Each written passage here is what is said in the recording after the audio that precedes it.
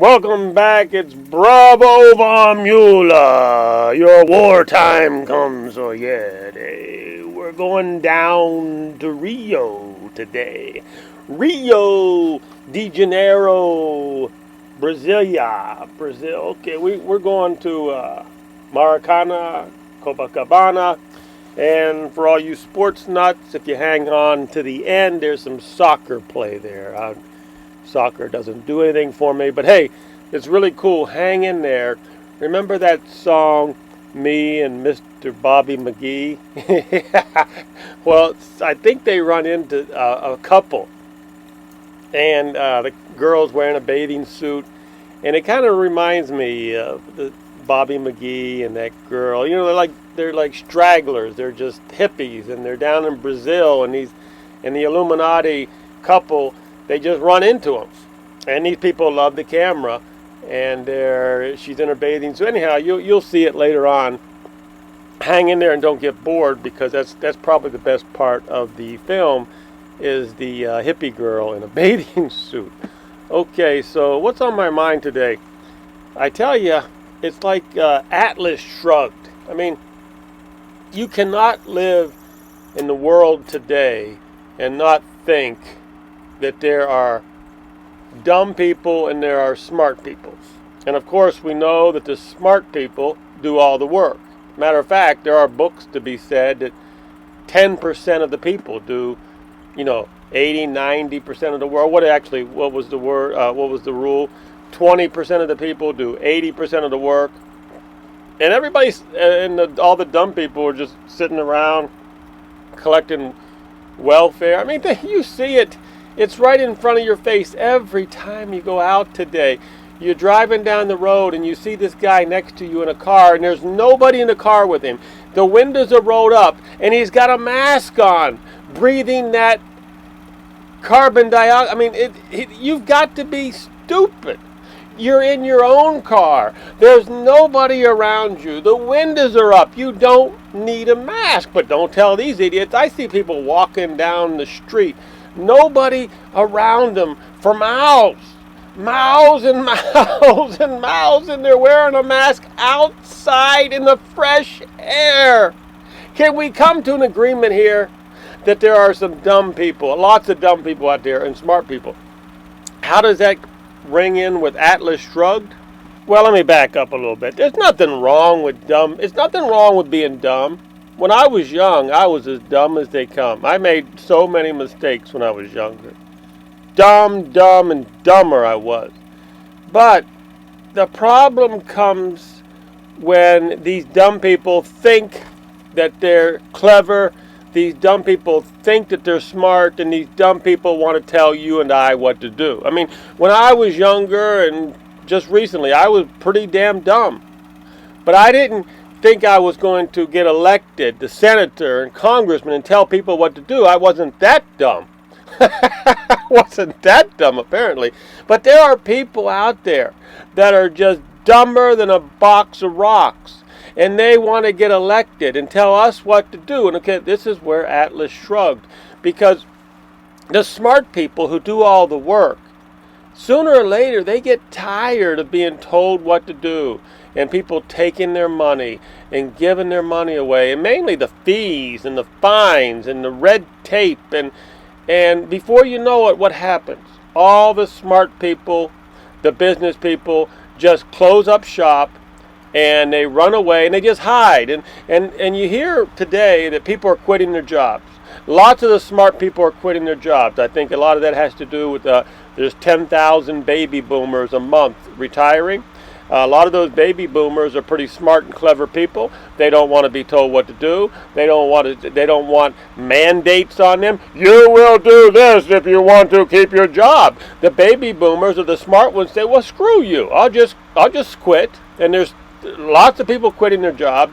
Lots of people just trying to hide and run away and disappear. And that's what Atlas Shrugged was all about. People just disappeared. And who was left over? All the dumbasses who did not know how to do anything. All the dumbasses on welfare. And before you know it, all the creators and all the makers and the entrepreneurs, they're all gone. They just disappeared. We're living that today, aren't we? I mean, we're just in the beginning of it. Trust me, we're just in the beginning, where people are just looking for a place to run and hide because they feel it. They feel that these communists are coming after them. These socialists are coming down hard. And don't get me wrong, maybe the socialists lose. Maybe the communists lose. I don't know how this works out. We know how it worked out in Cuba. Cubano. And down in Cuba, what happened? The communists took over, all the entrepreneurs headed to Miami. So all the smart people from Cuba went to Miami, and then you're left in Cuba with no entrepreneurs, no smart people, and the whole country is in trouble. It's been in trouble for a long time. Our embargo is not helping, but it didn't help. When the communists and the socialists take over and all the smart people run away, trust me, it does not help a country at all. So I'll tell you what inspired me to talk about Atlas Shrugged and the government versus the entrepreneurs. I think we're coming up on it. In this film here, these people they filmed these buildings, and on each building, now that's a really cool sculpture there. I forget who the artist is, but that is a really valuable, cool sculpture there. And anyhow, what was I saying? Oh, the Illuminati people who filmed this films. If you're new to this show here, I'm showing these home movies from the 1970s. These were taken by an Illuminati family, low-key Illuminati family. They went everywhere, all over the world. I mean, these are not my tapes. Some people are saying, making comments that I was lucky to go. No, I didn't go there. I wasn't that lucky. I didn't go. These are Illuminati people who went down there. Just if you're new. Anyhow, what was I saying? Oh, this Illuminati people who filmed this. They filmed these buildings, and on the side of the building said, the Minister of Energy, the Minister of Travel, the Minister of the Harbor, the Minister of this, the Minister of that. All these buildings. And that started to make me think, the Minister, the Czar. Remember back a few years ago they were calling everybody, the Czar, the Minister. These people don't do anything. These damn government people are dumb as a box of rocks, and they get in there and they put their tie on, and put their badge on, and they get their ID, and they think they get their fancy water bottle, and they tell us what to do. And they go to the Bilderberg meetings, and they go to this meeting. We're going to tell the unwashed masses what to do because, God damn it, they're dumb and we're smart. And I tell you, they become the minister, and they really think they're God, and we're going to tax them until they die. And wow, what's some really cool art in this film? I will give them that much. How lucky is it to be rich, travel the world, get to see all this art? It really, they were a lucky, very lucky people, I guess. I don't know. I don't really know much about them, but the art is amazing. Okay, let's get back to the Minister of Art. You know there's a Minister of Art. I will give my friend $2 million to do this and do that. It's the invisible hand. Let's go. Okay, you know what really makes a great society is the invisible hand. Everybody looking out for themselves. Everybody doing what they want to do. And freedom. Invisible hand is about freedom to do what you want to do. And I know I'm rambling today, but beautiful art, the minister of this and the minister of that, and that's what inspired me to talk about. I'm going to shut up anytime soon. Really, I am. I'm going to shut up and just let you watch this. Actually, what I'm kind of stalling here, hoping that I come up on the girl in the bathing suit, and I can start singing Bobby McGee.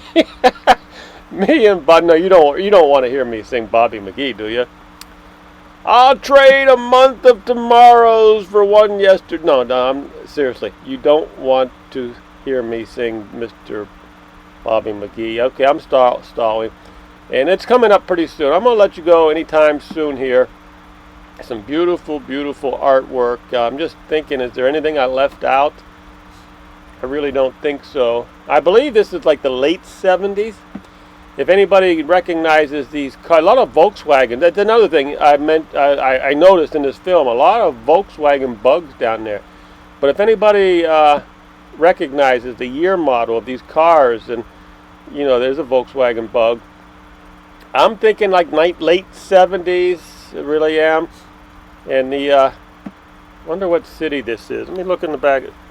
This city could be Pau de Acucar, I think, or is that what it's? Pau de Acucar. I don't know if that's the city or what. Okay. Leave some comments. Do you like these video Illuminati home vacation videos? Do you like them? Because I got about 50 more. I'm going to play them whether you like it or not. Now, this building is really cool also. That's what, I guess the best part of this film for me was the architecture and the art. It's some really amazing stuff down there in Brazil. I wonder if how it is today. I mean, once the communists take over and where does the money come up to keep up on these buildings? And yeah, okay. If you hang in there, you will get to see the girl in the bathing suit. I call her Bobby McGee's girlfriend. And she lost him in well, anyhow, I'll let you go.